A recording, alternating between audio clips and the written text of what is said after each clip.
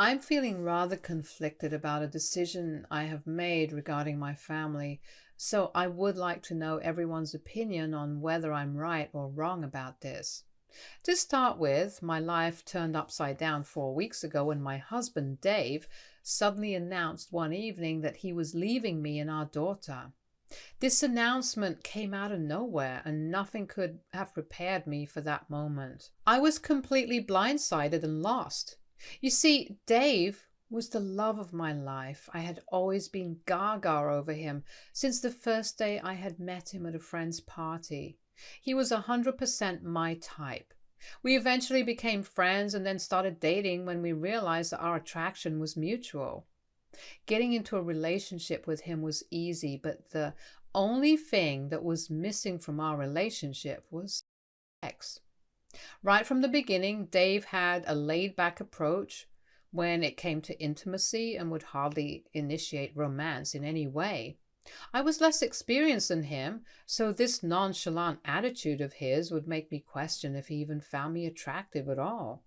Each time he would assure me that he did, but would then come up with excuses like he was too tired after work.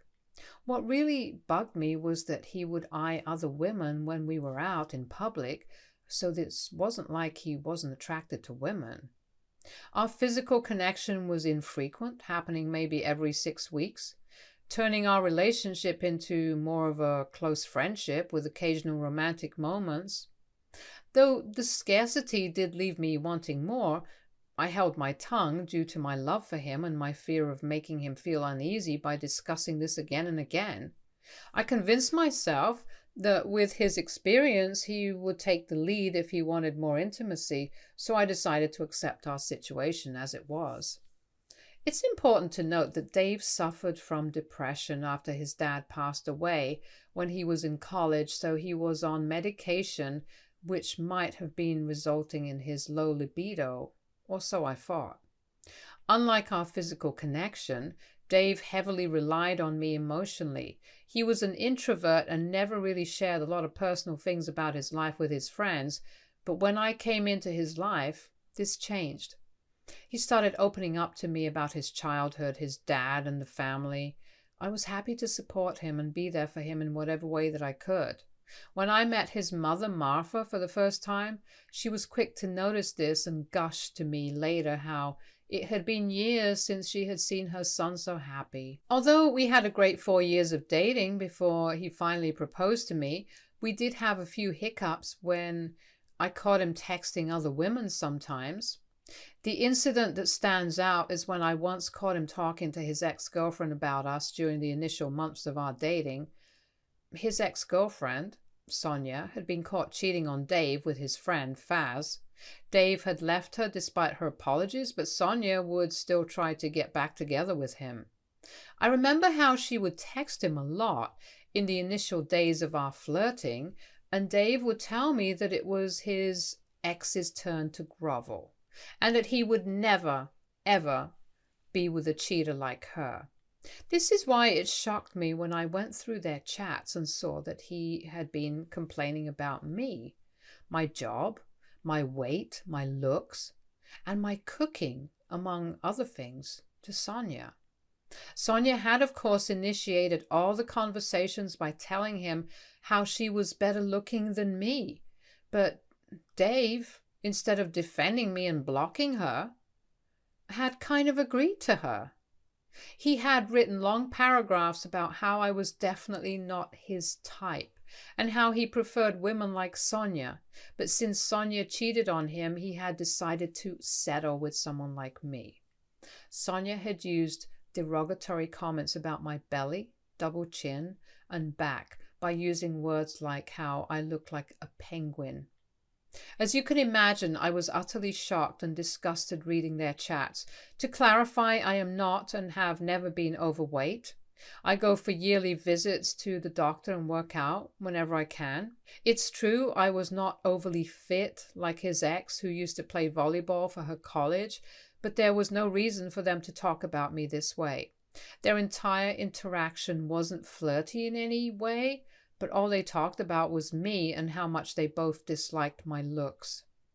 There was even a picture of me in a dress, which I had worn for a friend's wedding, and Dave had sent it to my ex, saying, "You would look much better than her in this dress." And she had gleefully agreed. I was at a loss for words and broke down crying. That night, when Dave returned home, I confronted him about the chats, and his face went white as a sheet. He immediately went down on his knees and apologized for how wrong he was to do this. I told him while crying that he could just have talked to me about this if he wasn't attracted to me, and we could have broken up without any drama. But Dave started pleading, saying how he loves me for my heart and that he couldn't survive without me. He continued to tell me how even though I was not his ideal type when it came to looks, I was still the person he wanted to be with. I was ready to leave that night, but his crying and groveling changed my mind. I hate how much I used to love him, because despite all these clear red flags, I thought this man would eventually change, to appreciate me for who I am. After this conversation, I asked Dave to block his ex, and he agreed, promising me that he would never talk to her again. This, coupled with a few other minor incidents, like when I found him chatting with random women on dating apps in the second year of our relationship, and he quickly apologized and deleted the apps, were the only ever hiccup in our dating life. In the months leading up to Dave proposing to me, he seemed to have changed, and we were the happiest, which is why I didn't think twice before saying yes to him. Since our marriage, we seem to have had a better and more fulfilling relationship. We were consistently intimate with each other, and he would tell me every day how much he loved me. We loved cuddling and watching movies or sleeping together on weekends. Eventually, I got pregnant with Cece. Initially, Dave wasn't happy about the pregnancy since he was scared about our finances and was worried if we would be able to afford living with a baby, but I reassured him that I would get back to my job after my childhood so we could still afford our lifestyle. Dave's mother and my parents were there for us after I gave birth to Cece and have been a huge help when it comes to babysitting on the days that both of us have to work. Although Dave hasn't always been a present father and hardly helps out with her, I have never once pressured him into thinking he would eventually come around. The only good thing about him was that he would help me out with chores around the house even if he had a tiring day at work, unlike other husbands that I have heard of from my friends, which is why I never for once imagined that the day would come when he would want to leave me and Cece. Dave had been acting distant and strange for weeks, leading up to the revelation, but I had brushed it off as work-related stress.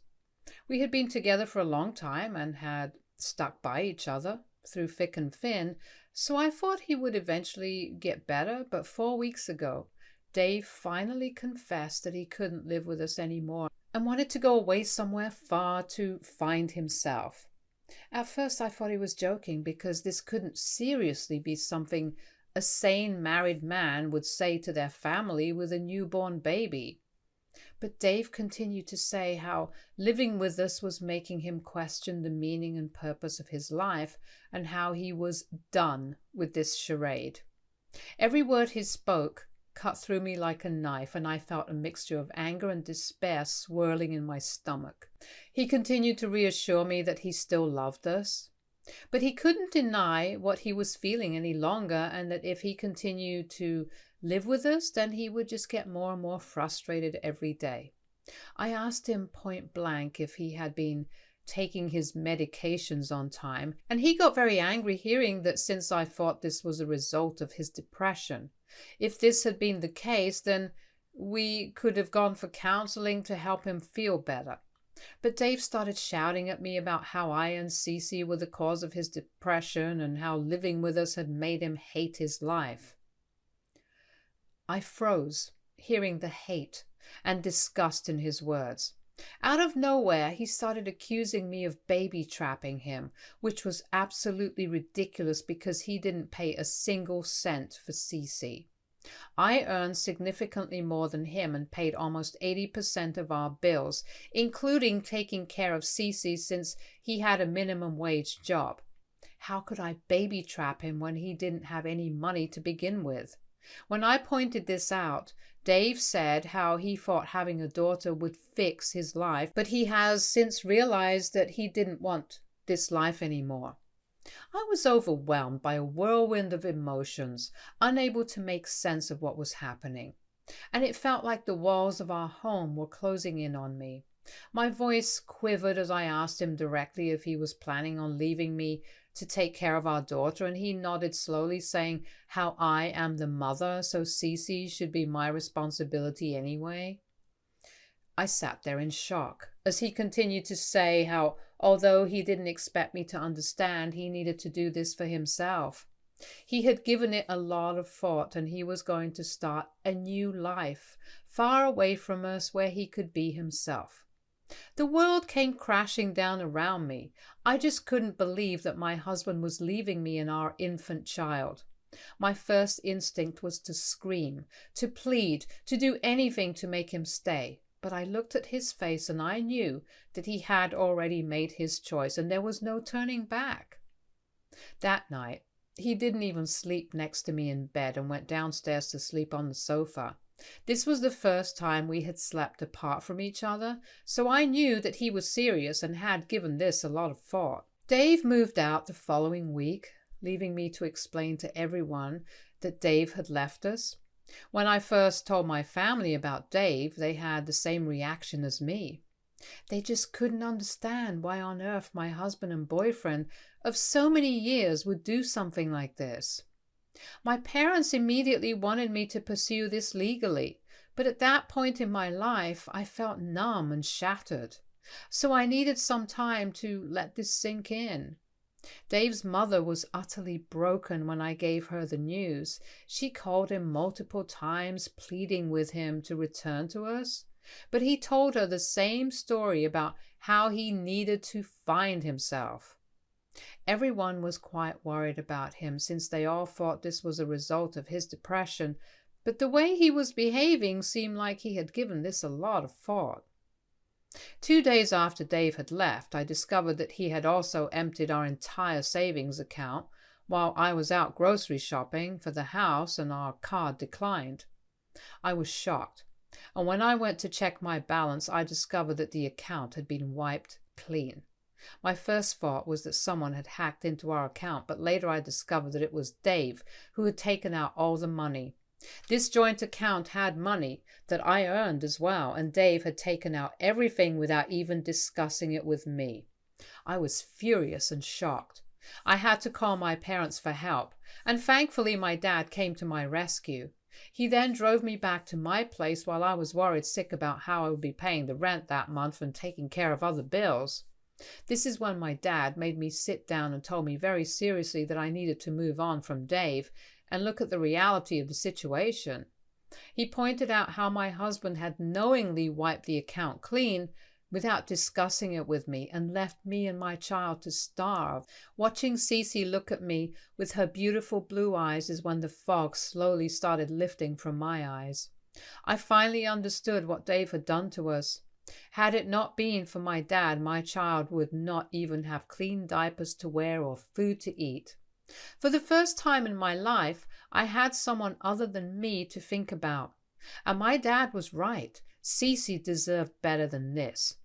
I made up my mind that I would be visiting the lawyer's office with my dad the very next day so I could start the divorce procedure.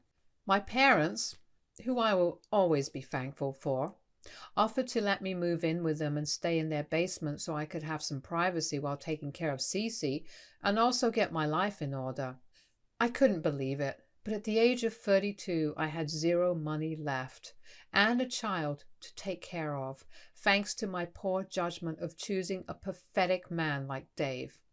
As you can imagine, I wanted to mentally break down, but for Cece, I tried to keep it together. I had never reached rock bottom this way, and I felt lost. I had to take a few days off from work so I could shift to my parents' place and get everything in order. Eventually, Days passed and my family and friends rallied around us, offering me support and a shoulder to lean on. My parents would babysit Cece whenever they could, and Dave's mother, Martha, would come to visit. Once my lawyer had drafted the divorce papers, I wanted to mail the divorce papers to Dave, but he seemed to have changed his number and I had no idea how to get in touch with him. Hence, I decided to talk to Martha and ask her if she knew where her son was. Martha broke down when she found out that I was divorcing Dave. She started to tell me how she had never imagined that this day would come and begged me to reconsider, but my parents backed my decision. I reassured Martha that she would always have a place in Cece's life regardless of my divorce and asked her to inform Dave about this. I wanted to get done with this divorce since all the papers and custody agreement had been prepared and we could then move on from all this. Martha, still weeping begrudgingly, agreed to pass on the message to Dave. Last week I received a call from an unknown number. I was at work, so I ignored the call. But in the evening I received a call from the same number again, and this time I picked up, and to my surprise it was Dave on the other end of the line. He tentatively told me hello while I was speechless to hear his voice after 4 weeks. He hesitated before telling me that Martha had talked with him about my decision and that he wanted to meet me urgently to discuss a few things. I firmly told him that anything he wanted to discuss he could talk to my lawyer, but Dave started pleading that he just had to see me. I was confused, so I asked him to clarify, but Dave was being very dodgy. He kept repeating how we needed to have this conversation and that it was really important. His repeated pleas were difficult to ignore, so I took a moment to gather my thoughts and finally agreed to meet with him alone, albeit cautiously. The rendezvous was set and we decided to meet at a cafe near my parents' place. As I hung up the call, a whirlwind of questions and uncertainties filled my mind, leaving me anxious about meeting him. I decided not to tell my parents anything until after I met him to see what the discussion he kept talking about was. I knew my dad would literally murder Dave if he got his hands on him. On the day of our meeting, I arrived early, nervously sipping my coffee as I waited for Dave. It wasn't long before he walked in, approaching me with a mix of hesitation and determination. I couldn't believe how in just 4 weeks this man had gone from the love of my life to someone I felt disgusted towards when looking at him. I didn't want to entertain him, so I kept quiet when he tried to awkwardly ask how I was doing or if Cece was doing well. Eventually Dave gathered his courage and told me how Martha had informed him of my decision to divorce him, which had shocked him completely. He told me that finally hearing the word divorce had made him realize what exactly he had done, and he didn't want to lose me and Cece. I stared at him blankly as he kept speaking all those empty words which I would have readily believed a few weeks ago, but now I knew much better. Dave then dropped a bombshell. He proposed that he wanted to come back to us and wanted me to forgive him. He said how things hadn't gone down the drain yet, so I could still forgive and forget about all this so he could move back and we would continue to live our normal lives. I stared at him in disbelief as he told me that he had realized that this was the life he wanted and couldn't imagine a life without us. I took a few moments to gather my thoughts, although I did want my child to have her father in her life. I knew that Dave and I would never go back to who we were.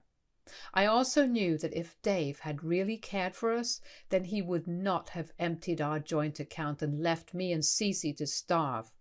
What he had done was unforgivable to me, and I could never forget it. As much as the idea of getting back as a family appealed to me, I couldn't ignore the pain and anger that had built up from his abandonment. So I firmly told him that while I appreciated the offer, I just couldn't forget how he had selfishly decided to leave me and our baby to fend for ourselves. I told him that I was living at my parents' place, and they were much more of a parent figure to Cece than Dave ever was. I reminded him how he had accused me of baby trapping him so he couldn't just waltz back into our lives because there was no guarantee he wouldn't pull this shit again in the future. I wanted to protect Cece so she could have a stable family to rely on. I reminded him how he was selfish enough to wipe our joint account clean while leaving me all alone to take care of our infant daughter, to which Dave tried to clarify how he knew my parents would take care of us and that he needed to clear his head. I scoffed at his audacity and told him that I would never be coming back to him. He kept pleading with me to reconsider, his eyes filled with desperation, but I knew that if I allowed him back into our lives, I would be taking a huge gamble, and I didn't want that anymore. My heart ached a bit at the thought of rejecting his offer, but I couldn't overlook the permanent emotional scars he had left behind. I walked out of the cafe thinking this would be the last time I had to hear of this. Unfortunately, since my meeting with Dave, Martha has been trying to make me reconsider my decision. She keeps saying how I should think about Cece and that my daughter would want to live with both her parents. She keeps arguing that Dave made a mistake and that as his wife, I should forgive him. She clearly thinks I'm being selfish and wants me to put my child's comfort above my heartbreak. However, I'm adamant about not giving Dave another chance. Due to her words, I have been questioning my own judgment, torn between the potential benefits of accepting Dave's offer and the memories of his abandonment. So, Reddit, am I the a-hole for rejecting Dave's offer and possibly keeping Cece from having a whole family? Should I forgive Dave and get back together with him? Update 1. In just a few days, I have received thousands of comments and messages from people, and I'm glad that majority of you don't think I'm the a-hole. I listened to everyone's advice and decided to first talk to my parents regarding this. They were shocked to hear that Dave had gotten back in touch with me, and my mother was furious that I went to meet him all on my own. My dad told me how Dave's constant changing of mind was really worrisome, and this could be a mental health issue, just like a lot of people have been commenting. So I should not be meeting him all alone. I agreed and told my parents of my decision to not let Dave back into our lives. My parents heaved a sigh of relief and told me that this was the right decision and I should continue to focus on my divorce. Following this, I plan on talking to my lawyer about the next course of action so we can speed up the divorce process. I know there will be people who will think that I should forgive Dave, but this is no longer about me. My daughter deserves to have a more loving parent, and clearly Dave doesn't love us, so he doesn't deserve to have a second chance. Also, there are a few people who seem to think that Dave might have left me for another woman, and it couldn't have been just his mental health issues. Well, to be honest, I really don't care what his reason was. He abandoned us and left me to pick up the pieces regardless of why he chose to do what he did. Update 2. The divorce papers have been served to Dave, who is apparently living with his mother currently. Since then, his relentless calls have become increasingly desperate over the past few weeks. No matter how much I explain to him that I do not want him back, he keeps calling. As a non-confrontational person, I feel cornered and emotionally drained by his constant attempts to reach me. Martha has also been sending me messages about forgiveness and the sacrifices of being a good mother. My dad decided to take matters into his own hands and went to pay Dave a visit. And he firmly told Dave that he was lucky that there were laws in our country, otherwise he would have buried him alive after what he did to me and his granddaughter. My dad is a buff military guy, so I can only imagine how scared Dave must have been after their talk. My dad warned him to not contact me unnecessarily and that he could communicate through his lawyers only. Martha tried to make my dad see how forgiving Dave would be best for everyone, but Dave retorted that she should have raised a better son who should have never walked out of his family in the first place. Martha argued that Dave was going through something mentally, but my dad pointed out how he had blamed me and Cece for walking out, so she should be blaming her son for all of this and not asking me to forgive him. Her texts also stopped after this. Meanwhile, despite all of this, I'm trying my best to not lose my focus on my work, and perform well. I don't want to lose out on my job since I'm saving up money to eventually move out on my own. My parents have been more than helpful and I'm grateful to them every day. I don't know what I would have done if I didn't have the support of such loving parents. I have blocked Dave for now, so he can't disturb me anymore. I plan to see him directly during our divorce proceedings. Update 3. It's been 2 months since my last update, and I can finally give an update. Our divorce is proceeding, as updated earlier, and Dave has been fighting tooth and nail to make this as hard for me as possible. He clearly just wants to drag it out. Since we both own nothing, there is no property to split, and I do not want anything from him in alimony. But his lawyer has been demanding equal co-parent rights when it comes to Cece, which is absolutely ridiculous because I do not want my daughter to be anywhere with an unstable person like him. To protect my daughter, my lawyer then had to tell the court about Dave's mental health issues over the years, which I would have otherwise not liked to discuss, and how he abandoned us out of nowhere by taking all the money from our joint account and blaming me for baby trapping him, despite me earning more than him. I'm hoping that the court realizes how unreliable he is and doesn't grant him custody because there is no guarantee of what he can do to Cece with how his mind works if she's left with him all alone. Dave's mother, Martha, comes to all our court proceedings and looks at me with disdain, but I neither acknowledge her nor do I care any longer about how she feels. I would have accepted her having a relationship with my daughter had she not decided to blame me and coerce me into forgiving her pathetic son. I will do what is best for my child. She has tried to talk to me several times after our court sessions, but my dad always quickly whisks me away from her. I know that it's going to take a while before I'm free of Dave legally, but in the meantime, I have decided to take some time off so I can take my parents and Cece to Napa Valley. My parents have always wanted to go there, and I feel like we all need a break from this ongoing drama. I want to create beautiful, joyous memories with my family despite what we're all going through. I know as long as we have each other, we can face whatever the future holds with strength and resilience. Since my last update 5 months ago, I have some happy and exciting news to share. First of all, I was recently promoted at work and it feels like a huge accomplishment since I now have better pay and can finally earn a comfortable income that would allow me to move out and live comfortably on my own with Cece.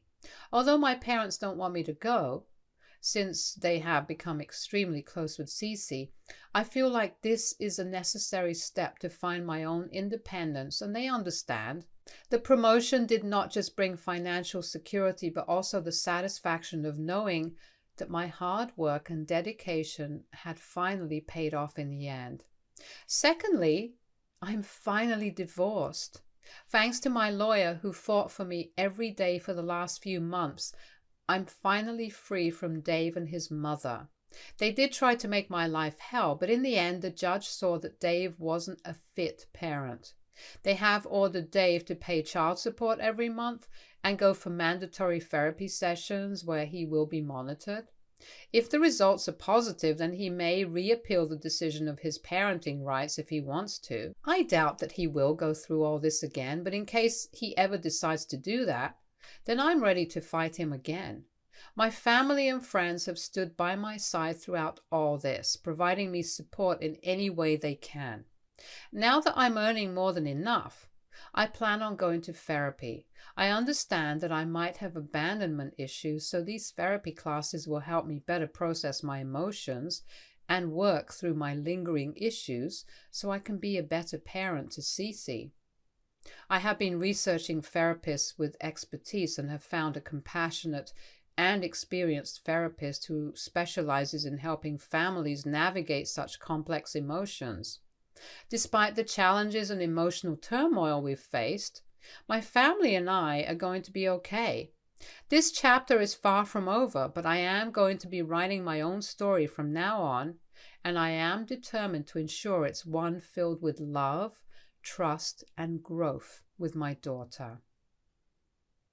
Stay tuned for more stories from Our Girl Relationships.